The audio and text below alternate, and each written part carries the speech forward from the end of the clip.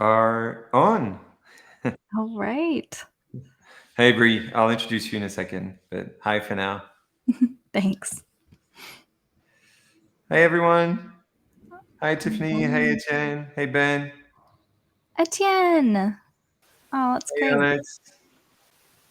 Aaliyah. Hi. Hey, Louis again. Hello. Cool. Hey, Alia, how are you? Hey, Gwen. How are you? You here? Awesome. Hello. Hey, Alex. Yeah, I'll say hi in the chat. Hi, everyone. Excited to be here.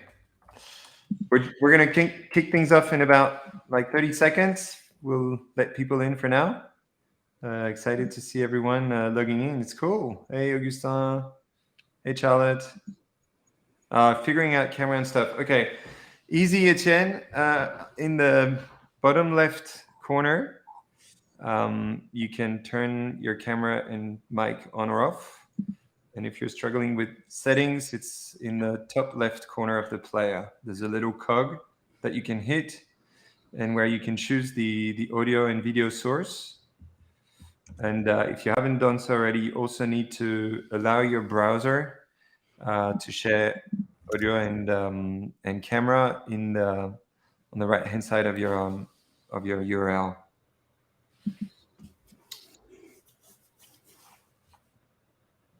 Yeah, awesome. Yeah, that's probably it, Etienne. I think you probably haven't let Chrome or whatever browser you're using share audio and camera. So you need to allow this the first time you log in on the platform, or you can go to your system settings. Hey, Guillaume. Hey, there he is. Hey Hey. guys. Hey. Hey, you made it. Awesome. Well, we don't have a full room, but we have quite a few people already. So super excited to kick this workshop off. I'm Sebastian. I'm one of the founders at Melting Spot, heading sales and operations, and really excited to have Bri host this workshop for us today. She's logging in from California, San Diego. Hey, Bri. Hey. Hi, everyone. Hi. So Bri's a community strategist. We're fortunate to have met Bri a few weeks ago, and she's run a number of workshops on community. She's helped one of the major community platforms in the US kick their own community off. So we're going to talk onboarding because we all know that we always get one single chance to make a first impression, and we know that the first few steps that we take when joining a community are absolutely critical. As I put it, it's a bit like hitting a party. So when you come hit a party, you try to like find your feet and get into the swing of things. So the host needs to make you feel comfortable and make sure that you quickly get into action. So that's what we're going to discuss today with Bri. So welcome everyone. Feel free to ask any questions in the chat or simply like turn on your audio and video and jump in. This is a workshop, by no means a masterclass. So feel free to jump in, ask any questions, and welcome, Bri, and thanks for having us. Yeah, thank you. Thanks for having me. I do have to call out one onboarding thing that you did, Sebastian, that I love that most people don't do when they're facilitating video calls like this. And that's you called each person's name as they came on. And I think you got everybody. Hopefully, we didn't miss anybody. But that's one of my favorite things to do on a new call. So I'm really glad that you and so few people do it. And it's such a small action that you can take that warmly welcomes everyone. So thank you for doing that. Yeah, before I dive in here real quick, just like Sebastian said, if you're able to turn on your video and your mic, that would be great. This will be a collaborative call. We'll work through some content here together, but that'll be better for everyone. It's great to see everyone's faces. My name's Bri. I've been formally designing, leading, and growing in-person and virtual communities for about 8 years. But I like to joke that my very first experience in community was being the oldest of 4 siblings and growing up in an Airbnb. Well, now they're Airbnb. It was a bed and breakfast back then on a farm in Pennsylvania. I now live in Hawaii, so you'll usually find me in the water in some capacity. but I'm in California this week, so makes the time change a little bit easier for us with Paris. Okay, so moving on, if you can type and tell me who you are and where you are and something you're looking forward to. I'll go first. I'm Bri Leever in San Diego, but I'm looking forward to flying home to Hawaii tomorrow. If you want to type and add yours in, I'd love to get to know you guys a little bit as we dive in. Okay, I'll go next. I'm looking forward to our office Christmas party tonight. Ooh, yeah. I was hearing about that. Etienne, just outside of Nashville.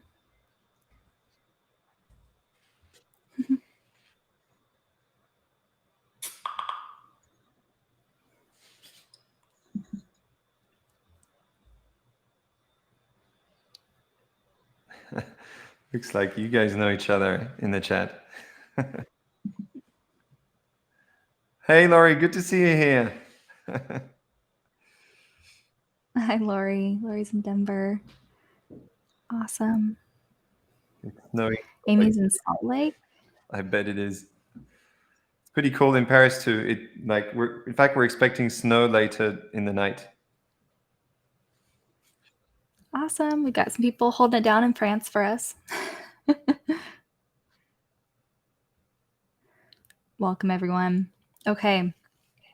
Awesome. Well, if you haven't commented yet, add to the chat where you are and something you're looking forward to.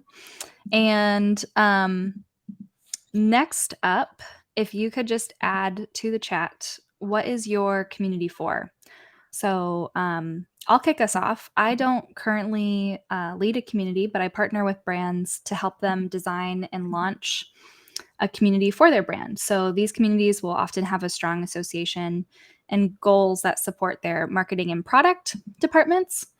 So I'm curious to see what everybody's community bend is. Community for a professional network.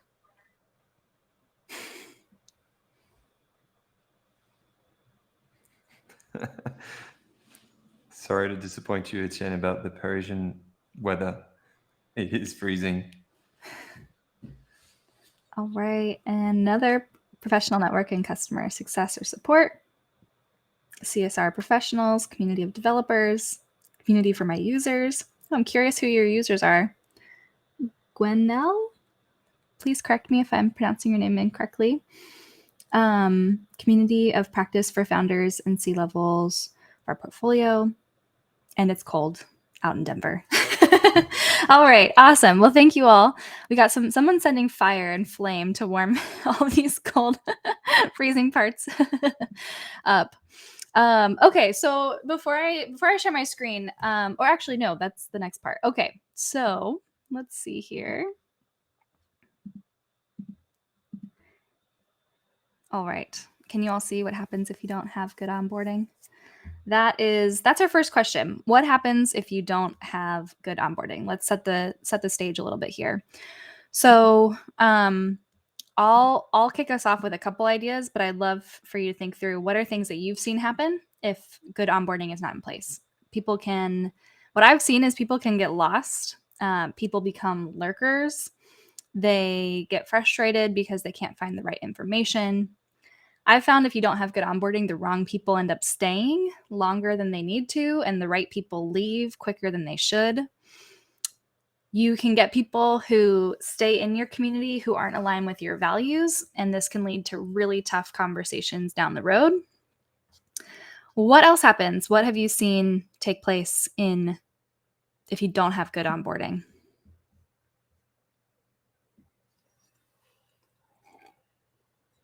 And you can either add to the chat or come off mute.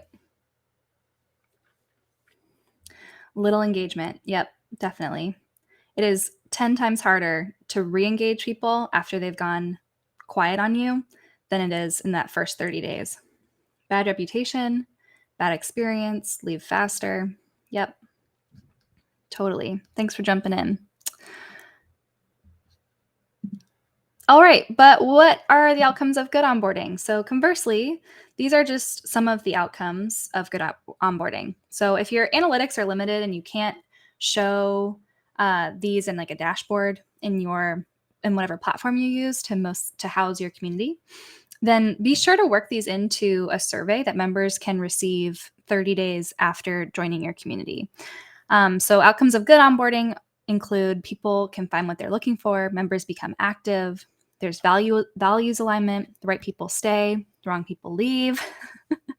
Perhaps another outcome is someone makes a friend or a compadre or someone who they connect with in your community. Are there other outcomes that you have seen of good onboarding that I missed?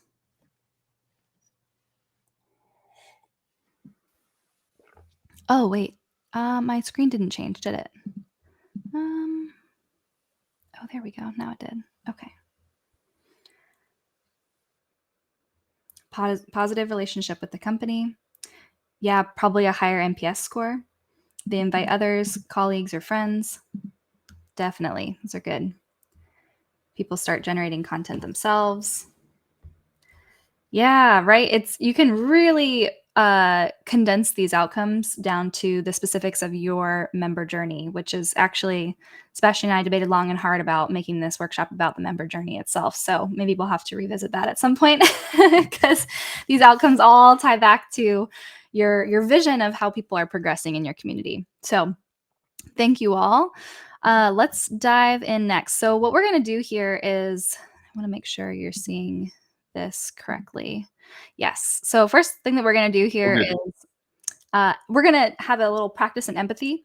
Consider the journey that your customers or users or members are on.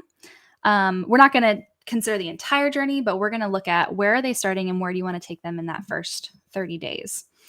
In order to determine this, I want to set the stage and consider how they will make it through the 4 stages of competence. In the chat, let me know if you have heard of the 4 stages of competence before. I'm curious. Here, this is a diagram that I drew. You can Google 4 stages of competence. Something like this will come up. But we're going to work through each of these. So unconscious incompetence. I'll give you an example of this cycle in a hobby that I recently took up, surfing. So if you think about the last time that you learned something new, you start with a state of unconscious incompetence. You truly just don't know what you don't know. And for me, I had no clue the vast world of surfing. There's so many things that I was completely blindly, blissfully unaware of. But one being how helpful the topography of the reef or the sand underneath the water is to your experience when you're surfing. So I had no idea, no clue. I get in the water and I become acutely aware of just how much I do not know, right? I get like thrash thrown into rocks occasionally. You become aware, you are consciously incompetent. You are very aware of just how incompetent you are. Then we move. So I continue to get in the water day after day after day. And slowly the beatings start to get a little less frequent. With some effort, you are able to do the thing. And now I would not say I'm in a state of unconscious competence for surfing in general. But now catching a wave doesn't take quite as much mental energy as it did in this conscious competence stage. I'm able to unconsciously take a lot of the actions. I'm able to do them on autopilot. So if you think back to the last time that you were learning something new, you very likely went through, if you stuck with it long enough, all 4 stages here. And then often this cycle will repeat as you're up leveling in your skills and mastery. So let me see here. Let's walk through each of these in the community side. So unconscious incompetence. This is when you don't know what you don't know. And when your members join your community, they are beginning something new. Even if they are experts in your space, even if they have been a part of communities before, they've never joined this community with these people in this way. So there's some level of unconscious incompetence that is drawing them to join your community.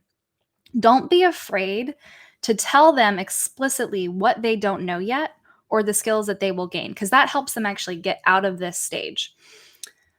This is also a huge motivator for them to come back and find the value in your community. So this can look something like, you're going to encounter new ideas, inspiration, and a treasure trove of helpful tools that you never knew you had available to you. Stick with us, trust the process, and start with fill in the blank. All right, that's unconscious incompetence. Next up, conscious competence. This is where, again, you're aware of just how much you don't know the thing and how to do it. So in this stage, they will likely feel overwhelmed about what they don't know. So this is a really incredible chance for you to empathize with how they are feeling and also call on your authority to lead them through the overwhelm to empowerment. This is where you introduce the plan for how they will progress through the community, and it should live somewhere in the onboarding sequence. So this is also a great place to emphasize your values of your community, because that's going to be the foundation for all of your consciously competent work. Your values give you this sure ground that you can stand on to do the work in conscious competence, which is next. So this is stage 3. They're starting to get the hang of it, and what's important here is ritual and repetition. So structuring your community with rituals that they can count on consistently, and practice while infusing it with something special every now and then. That also helps keep it fresh. So we're going to focus less. Onboarding should help the member arrive at conscious competence, but developing the conscious competence is that's outside of the scope of what we're going to be talking about today. So just to complete the circle, we finally arrive here at unconscious competence. This is like a tongue twister if you ever knew one. This is where they are contributing and engaging, not just because of prompts or incentive or encouragement or your delightfully developed member journey, but simply out of habit, because the steps that you've asked them to take have formed habits that are now unconscious. So again, just for the sake of this workshop, we're going to focus, we're going to ignore this one completely. We're focusing on getting people to conscious competence. Before I go any farther, I want to check in if there's any questions. Okay, cool. Awesome. Well, I hope this is a helpful, looks like people hadn't heard about these 4 stages. It really does reframe how you both show up with empathy and authority to anyone who is learning something new, either in your community or in your work. All right, let's see. So what I want to do is take a moment and fill in the blanks for what you hope a community member can say at the end of their first 30 days. So I'm going to give us about 3 minutes. I'd love for each person to take this for their own community, fill it in. And if you want to share it in the chat, you're welcome to. I think it's helpful to have some examples. So the template is, at first I thought this, but then I realized this. And now I can blank. I added, like, with some intentional effort, because I'm layering in the 4 stages of conscious, competence. So take a moment and, sorry, it keeps not shifting. There we go. Okay. So take a moment and fill this out for your community, and I will comment with it as well.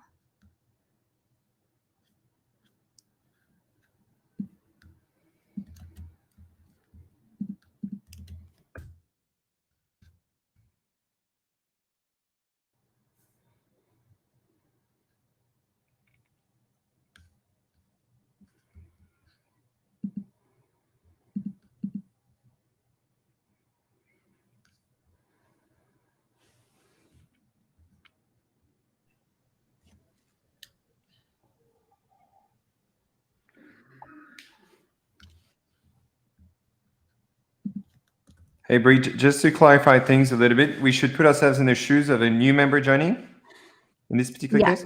Yep. For a new member joining, what do you hope they can say at the end of their first 30 days? Okay, cool.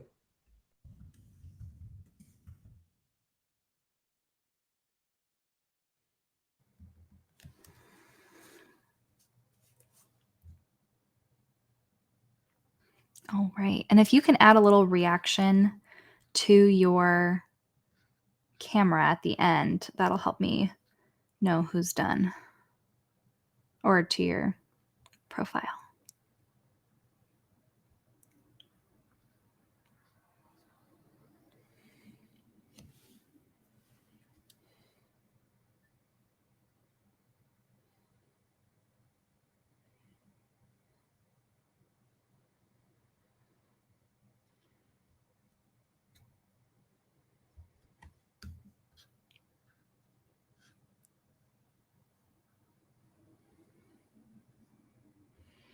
Awesome. That's a great example, Etienne. At first I thought I was the only one who struggled with X, but then I realized not only am I not alone in this area, but also that I have a lot to offer other people with my experience. And now with some intentional effort, I can both find answers to what I'm struggling with, as well as help others who are a few steps behind me. Got it. Okay, yep. No worries. Thank you for joining us. All right. Do we have one more example that'd be willing to share?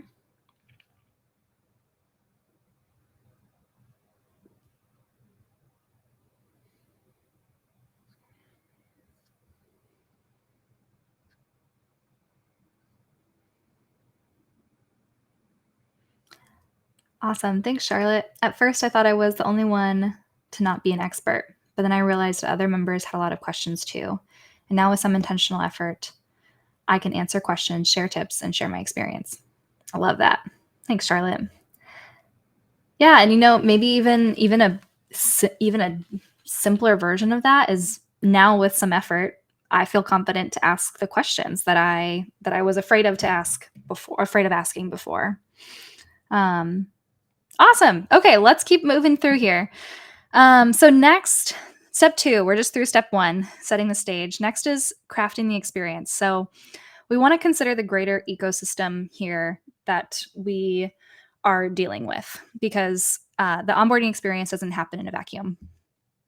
So I have like a full template for this ecosystem map, and we're actually just zoomed in here on the get started segment, which is our onboarding. So in this exercise, I'm going to actually open up a mural board and we'll collaborate. I'm going to get us started with some examples, but would love to hear what you've seen in onboarding and other examples that we can add to it. So what we do with this map is add the experiences that you want to happen in your community in the first 30 days. Before I open this, and we'll look at those experiences in the context of events, conversation, and content like we have here. I'm going to open up an example. Here we go. All right. So I'll zoom in here a little bit. And before I get too much farther, I also wanted to explain the color coding, because there's just layers to this ecosystem. So if it's a bonfire, which is what I refer to an experience that's set for a big group of people, it's noted in red. If it's a campfire, which is what I consider an experience that's set for a smaller group of people, about 12, it's orange. And if it is a fireplace experience, which is more intimate, maybe 1 or 2 people, it's blue. Or sorry, not blue. That's yellow. So let's work through some of these examples of experiences that people can have in their onboarding experience. So here we have, under Get Started events, a biweekly community welcome call. So this is a group call for everyone. This I would put in a small group experience because we're considering just the people who have joined that week, not everyone in the entire community. Oh, interesting. Next up is in conversation, what you'll often see in communities is an introduction space. I'll just talk through this one while my page is refreshing. So you'll notice when my page comes back here, introductions is open to everyone. Everyone can write an introduction, but we have several small group, these campfire, and even individual, like one-on-one interactions that are being prompted around the introduction space. So a small group type of interaction is that the community manager connects members who have something in common. So even though everyone's welcome to join the introduction space, there's these smaller formations that are happening, and the community manager is facilitating them. Another thing that we can do to help diversify this introduction experience is prompt one-on-one fireplace interactions. So comment on one other member's intro, or what's something that you're good at or something that you need help with. That's going to prompt those one-on-one connections to start to form. And then finally, we have a whole section for content. So a great example of this would be an onboarding email sequence, a tour of the community that's open for everyone, long-standing content that's accessible in your community, and or also implemented in an email sequence.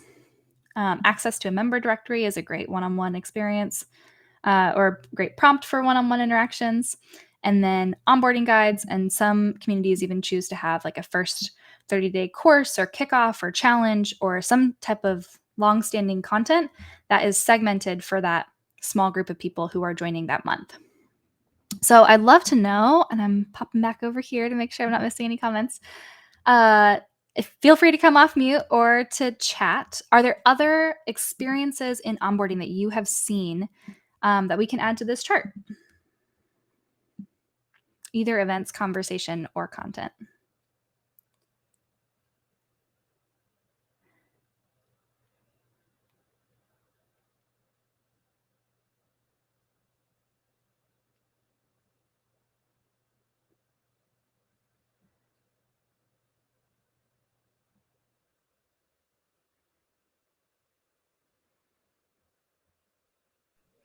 Well, maybe we can share our own experience of the onboarding on this particular community that you're on, the community lab. We tend to organize regular onboarding sessions, and we find that people are a bit impressed taking this first step. Not everyone is comfortable actually like showing up, sharing their audio and video in a group discussion. So this might be a bit of a maybe too big of a first step. Well, like keen to hear your thoughts around that. And when you say onboarding session, is that like a one-on-one call with someone? It's actually a group onboarding session. Anyone joining in the last 2 weeks is invited to attend a group onboarding session. And we find that about 20 to 30% of new joiners actually show up. And that's not by lack of interest, because most of them actually reply to the one-on-one messages that we send. But they're probably a bit impressed about joining a group session. So we find that this is a good step 2, but probably not step 1. Yep.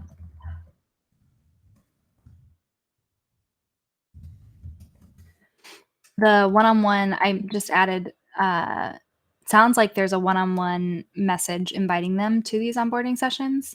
So I also added that because that tends to be a really common onboarding technique as well, is those individual direct messages to members. And don't worry so much about the sequence of like when these are all, that's kind of the next step, which we aren't fully going to cover today, but the actual flow of the onboarding, I'm less concerned about, and more the high level vision of what is happening in their experience.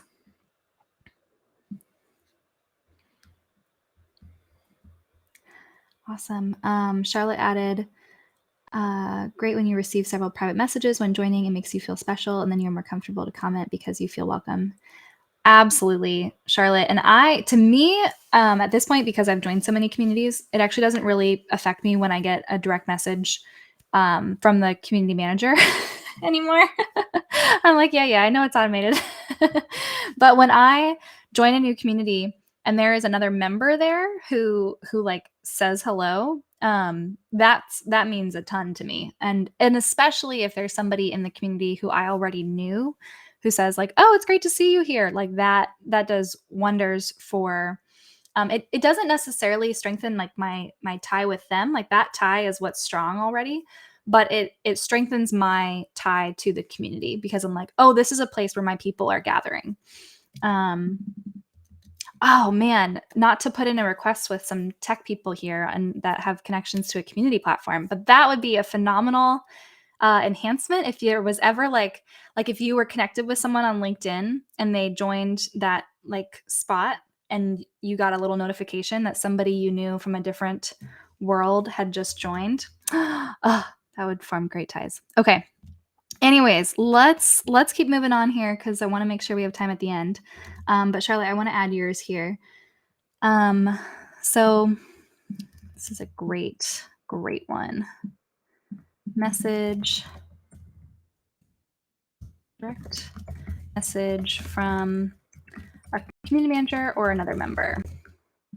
And you have to get pretty, so something that I've actually tried in other communities is nominating a welcome committee. So there were like several members in the community who I noticed were just like always popping on introductions, always making people feel welcome. And we just kind of formalized the relationship and said, hey, you are so great at like making people feel warm and welcome in this community. Would you want to be formally on our welcome committee? And what that means is, you'll welcome people on their intros. If there's someone you have something like strongly in common with, you could even send them a direct message. And you're there to answer any questions that they might have in their first 30 days. And you can layer over. Often people are, it's an opportunity for someone to start exercising some of those community building skills. So often if you just ask, people will do it without any incentive lined up. But you can layer over any incentives that you want as well. All right, let's move on here so that we have some time for Q&A at the end. I need to... All right, our final stop check for today with these experiences.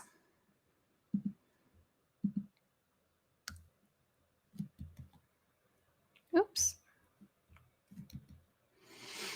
Here's a final checklist. So for this list, we're focusing less on like the order of operations here because I wanted to zoom out on what's important to have happen during these first 30 days. And that experiences map is really going to be whether it's something that is happening today or you just hope will eventually those are the experiences that will be happening in your community, is less important. But these questions can help guide the formation of that map. So how are you reinforcing community values in the experiences? How do you prompt people to talk to each other? Where can people go to get help? What are the signs that someone will show that they could become a leader in your community?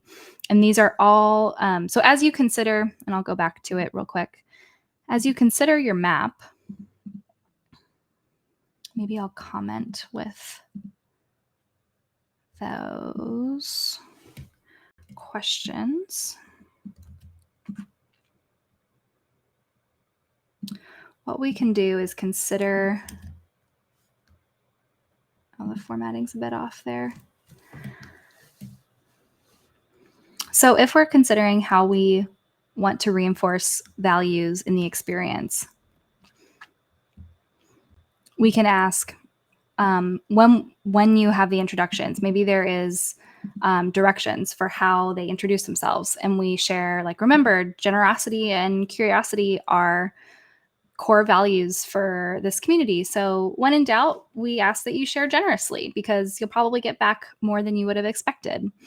In content, I like to always include more information about the values in the community and really not just like a canned response of like, here's why we value inclusivity, but really heartfelt experiences from the team internally of like what these values mean and how we either hope to see them embodied in the community or some real life examples of where we have seen them.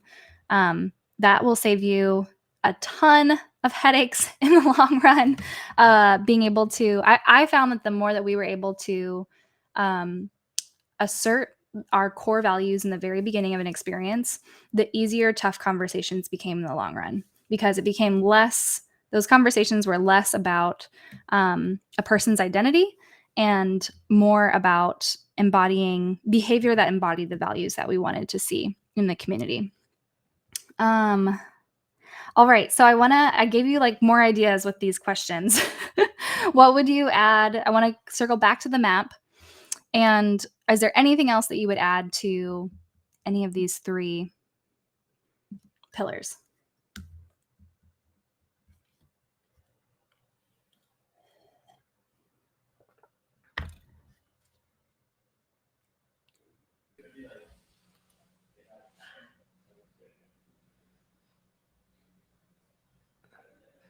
maybe not so much something to add, but more so a comment around the email sequence upon joining. Always a bit reluctant to like sending more and more emails. So I'd probably favor one-on-one messages directly in the community on whatever platform you're using. Like any thoughts around that, Bri? Yeah, it's tough. It depends. My honest answer is it depends on the platform, because sometimes when you get a direct message, you don't get notified of it. I love the act of training people to go to the platform for action. At the same time, when they're not used to receiving information on your platform and they're still getting used to it, I do think it's helpful to have at least a three email onboarding sequence that can help foster that transition, because they're just not used to clicking into your platform yet. And some platforms, like, again, won't notify you if you get a direct message. So that can be that's my, like, it's complicated answer, but I definitely would have at least 3 emails. I think people generally expect to be kind of handheld from their email inbox into a new tool. Can we add live events even if it's not online anymore?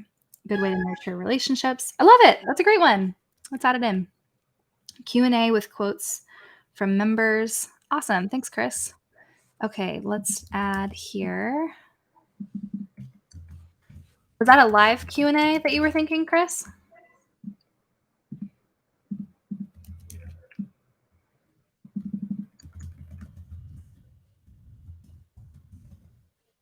Okay, let's see.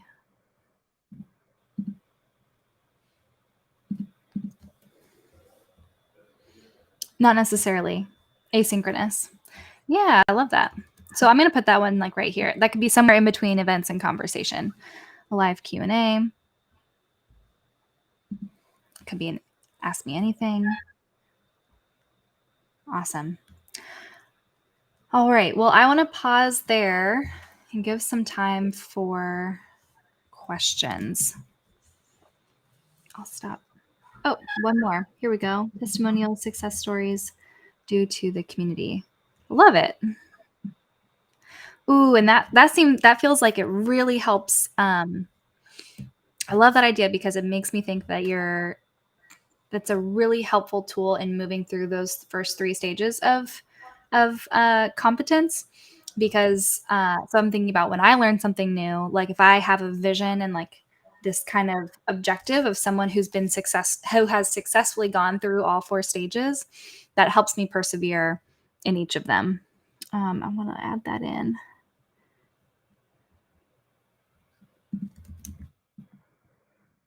I'll add that to content.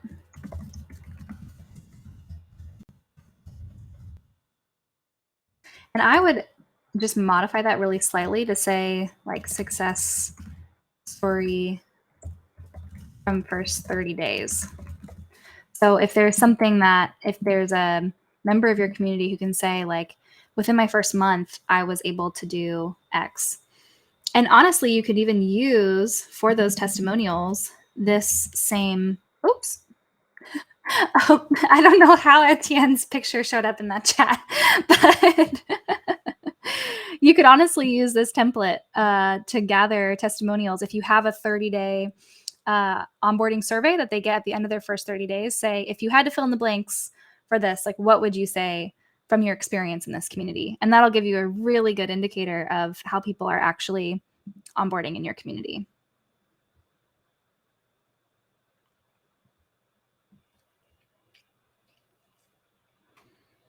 Awesome. Okay. Sebastian, is it best if I stop sharing screen and open it up for questions? Yeah, sure. Let's do that. Okay. Great. Is any question around the ecosystem map? I really like that one, and that's just 1/3 of it because I know there's 2 more dimensions coming. But it's really useful to think about onboarding activities across those 3 dimensions of the community. So I find that super useful. Balancing live and asynchronous as well. I like that. Yeah. And something I breeze past here with that ecosystem, but it's an assumption, but I want to state it very clearly. An ecosystem thrives when it has diversity in it. So that's part of, so if you're filling that out, maybe you start with what do we have in our community today? And you notice that we have a lot of events, but we're lacking a lot of prompts around conversation, or there's nowhere that they can go where there's like standing content to get answers to their questions. You might consider working on some of those other areas to help create a more diverse experience. And the same with the colors. If you notice, like, well, every single type of interaction that we're trying to prompt is a bonfire experience, is a really big group experience. How can we layer in some prompts and some actions that we want people to take that foster closer knit connections? Maybe a quick question, like, if you find that you're struggling to engage your new members, is there any, like, is it a good idea to try and provide an incentive to to get them take one step and then a second step, like maybe, I don't know, scoring points when you perform such or such action? Do you find that useful, or is it too much gaming? Yeah. So gamification, I'm a fan of gamification. I think it can be helpful. I think if you're not seeing the activity that you want, gamification is not going to solve the issue of engagement for you. It's not going to be like the magic bullet that unlocks it. It might help a little bit. But I would actually take a bigger step back and ask, like, what's the value that what's the value that they expect to get here? And especially kind of depends on like what stage you're at and how worried you are about it.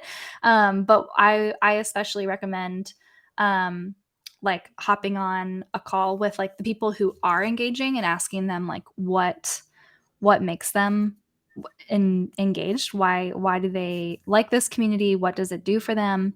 What else do they want to get from it?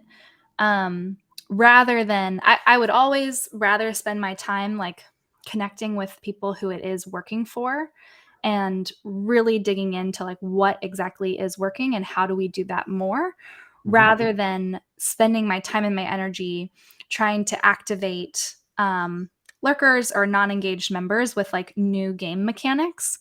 Gamification, when layered over your community experience, I think happens most powerfully from the very beginning in that onboarding experience.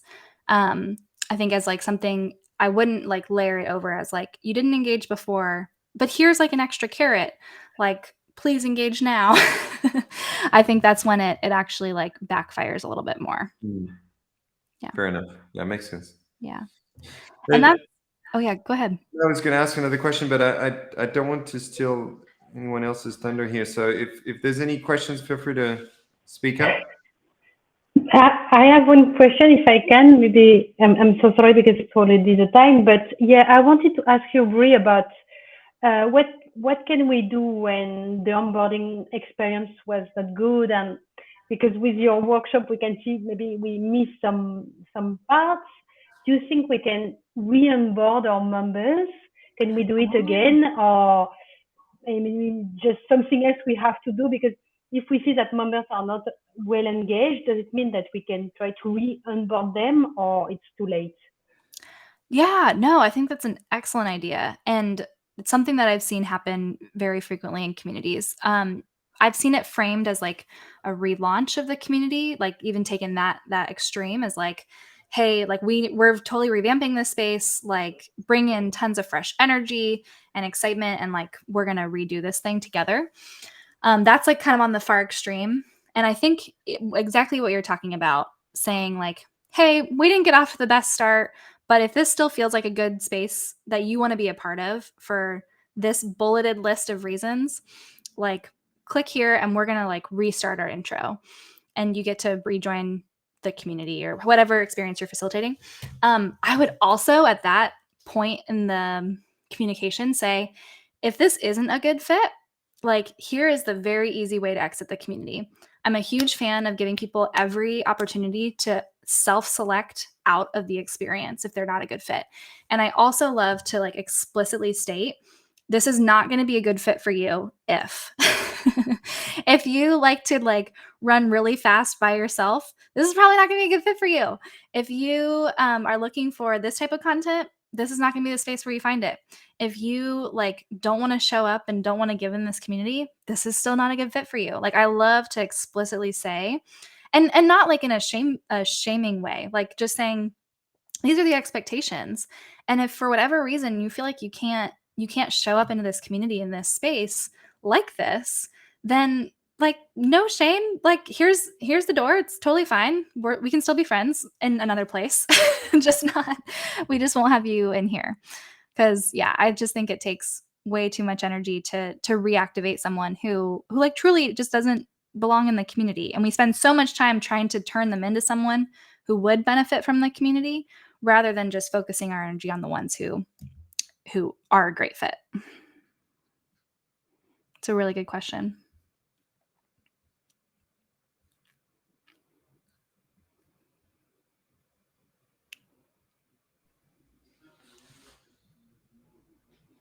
Oops. Looks like Nazia. It looks like you're trying to ask a question. For some reason, I can't hear you. At least, can anyone hear Nazia?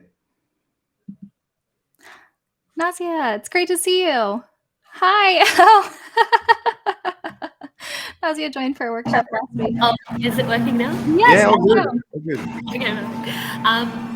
Yeah, so my question is, and I may have missed this because I came 5 minutes late from the beginning, but the journey that you went through, I love it, and I love how you split it into like 3 sort of buckets. Is that something that we should share up front and say, this is what you can expect, or do we just surprise them with all the magic? Oh, that's a great question. How much do we kind of keep the blinders on, and how much are we really transparent about exactly what you're going to go through? You know, I feel like the only appropriate answer here is it depends. I like to keep the blinders on as much as possible. So my answer is both. I'm gonna, of course, can find the like thin line between both of these. So I would tell them like really succinctly, here is what's going to be happening because of what I don't know if you were here when we talked about the 4 stages of incompetence, but because of what they're experiencing in this stage, let me just share my screen here. They are in unconscious incompetence and even into conscious incompetence. Well, really, it's even more of this stage, conscious incompetence. So in this one, you want to exhibit equal parts empathy and authority.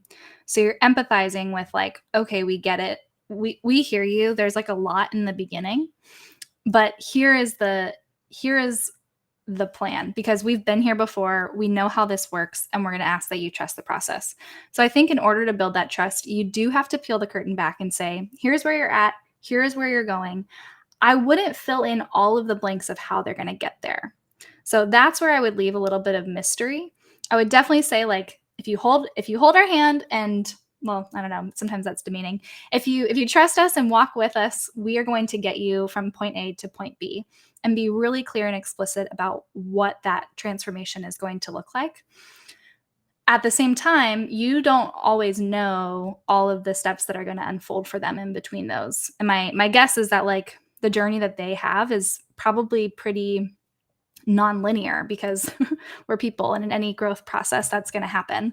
So I would leave a little bit of the mystery of the in-between, but definitely tell them where they're headed and start building that trust by showing even what was it Guillaume mentioned about testimonials of here's proof of how we have gotten people to this endpoint in the past. Does that answer your question?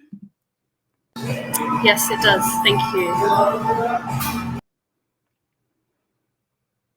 I love a little bit of mystery woven into communities. I had a really cool opportunity to set up and launch a community for a like life adventure game. And we had all of these like little kind of like in order to unlock the rest of the spaces in the community, they had to post a video answering like, what's one thing you've always wanted to do but you haven't done it yet and why. And when they like posted that video, like the rest of the spaces, they like opened up. So I'm a big, I love having a little bit of like intrigue and world building, like where some people take the approach of like, just keep it all like explicitly simple and like transparent about everything. But I think there's some magic to world building in communities. There's some like, I like to consider like, what are we going to call this space rather than just like the community platform? Like, let's give it a name, give it a like a landscape. So that's more I think it depends on your style and your community, but that's where I tend to land.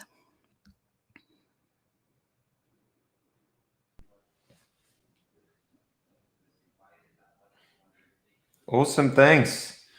I think time is almost up. In fact, we're a few minutes behind. Is there any final question for Bri? Okay. Bri, did you want to add something? Yeah, thank you. I did have actually one more thing here, which is just staying connected. So I love to write about community. I love to do workshops like this. I love collaborating with other people on community work. So if you want to stay in touch, that's my like LinkedIn profile. You can just search Bri Leever on LinkedIn, or you can check out my website. I have a monthly newsletter. So would love to stay in touch and hear about the communities that you're building. It always makes my work even better. Actually, Etienne, who left, we just finished collaborating on a new resource for where communities should live and your organization and why. So I have lots of fun collaborating on community stuff. So if you ever have any questions or want to partner up, hit me up. Awesome. You can also ping Bri directly in the member section of this community. She'll get an email notification. Awesome. Great. Great. Well, thanks again. Time to wrap up. It was an awesome session. Thank you so much, Bri. I hope everyone's got a fabulous day out in the States or in Europe or wherever you're logging in from. We've had a lot of fun hosting this workshop. Thanks again, Bri. It was amazing. And let's keep in touch. Awesome. Thanks, you all. Bye. See ya. Bye-bye. Thank you.